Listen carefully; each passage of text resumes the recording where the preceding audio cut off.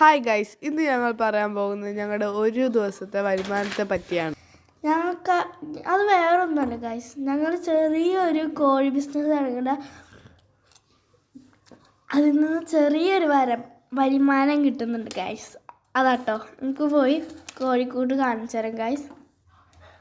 ഇതാണ് ഞങ്ങളുടെ കോഴിക്കൂട്. നോക്കിക്കേ ഗൈസ്, എത്ര മുട്ടയാണ് ഇട്ടതെന്ന്.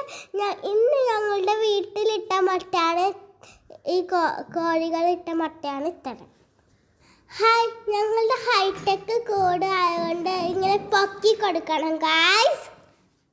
തീറ്റയൊക്കെ അതിനകത്തുണ്ട്. മുട്ട വാരി ഒരു പാത്രത്തിലാക്കണം കേട്ടോ. എടുക്കാ ഇടുക അത്രേ. ഗൈസ്, ഇതിൽ 20 കോഴിയും ഹൈടെക് കൂടും കൂടെ നമുക്ക് കിട്ടിയേക്കുന്നത് 20,000 രൂപയ്ക്കാണ്. പക്ഷേ ഇപ്പോൾ ഞങ്ങളുടെ കയ്യിൽ 18 കോഴിയുള്ളൂ. 2 കോഴി ഞങ്ങളുടെ കയ്യിൽ നഷ്ടപ്പെട്ടു. ഇപ്പോൾ 18 മുട്ട കിട്ടുന്നുണ്ട് ഡെയിലി. 2.5 മാസം പ്രായമുള്ള കോഴിയാണ് ഗായ്സ്. ഞങ്ങൾ കയ്യിൽ കിട്ടിയപ്പോൾ 2 മാസം ഉണ്ടായതുണ്ട്. ഞങ്ങൾ വളർത്തി ഇപ്പോൾ 4 മാസം ആയപ്പോൾ ഞങ്ങൾക്ക് മുട്ടയൊക്കെ ഇട്ട് തുടങ്ങി. അപ്പോൾ പിന്നെ 365 ദിവസവും മുട്ട ഇട്ടുകൊണ്ടേയിരിക്കുകയാണ് ഗൈസ്. ഈ കോഴി ഒരു മുട്ട ഇട്ട് തുടങ്ങിയതേ ഓർമ്മയുള്ളൂ, പിന്നെ എപ്പോഴും ഇട്ടുകൊണ്ടേയിരിക്കുകയാണ്. 18 കോഴിമുട്ട ഞങ്ങൾക്ക് ഡെയിലി കിട്ടും. ഞങ്ങൾക്ക് 10 രൂപയ്ക്കാണ് ഒരു കോഴിമുട്ട വിൽക്കുന്നത്. ഇപ്പോൾ ഞങ്ങൾ കടയിൽ കൊടുക്കുകയാണെങ്കിൽ ഞങ്ങൾക്ക് 9 രൂപയെ കിട്ടുന്നുള്ളൂ. ഡെയിലി തീറ്റയ്ക്കൊരു 60 രൂപയെ ആകുന്നുള്ളൂ.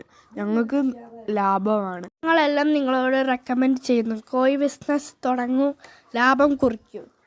ലാഭം കുറയ്ക്കലല്ല ഗൈസ്, ലാഭം കൊയ്യൂ.